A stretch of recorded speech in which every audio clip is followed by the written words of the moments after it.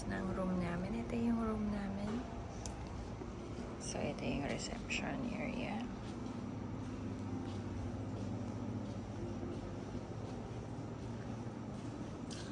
Okay. Nag-check kami.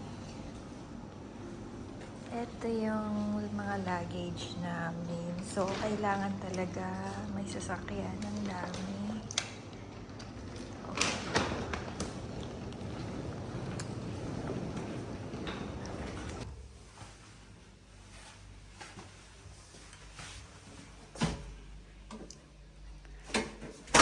Hello, we are here now in our room in Hilton Garden, Brussels.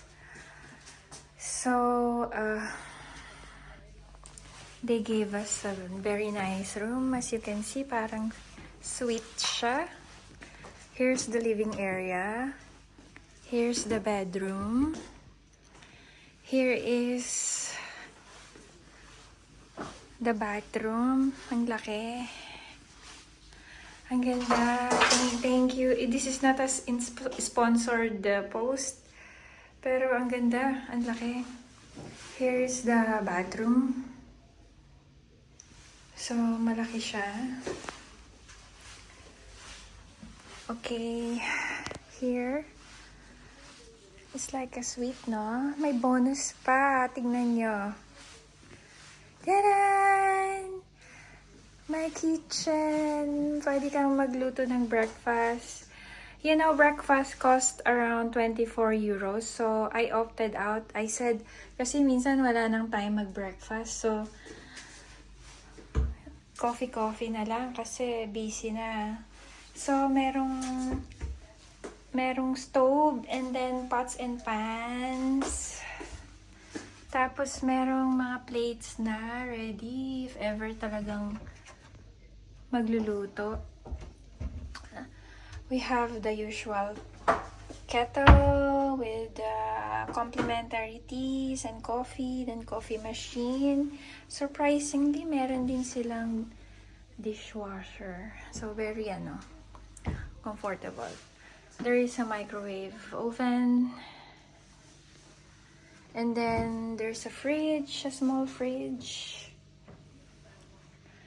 And, malaki siya. And surprise, we have a separate, we have the luggage, to store the luggage here, para hindi nakakalat. And then, we have powder room, para to do the business. Para yung nag-shower, shower lang. And then yung, you know na what I mean. So, we're so happy with what we have. Na kung ano yung binigay sa amin na room.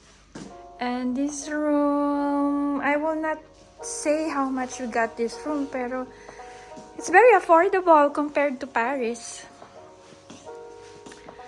So, in the bed, we have sockets down, so don't forget to bring, well, they have USB. Updated na pala yung mga USB port nila for latest Apple gadgets.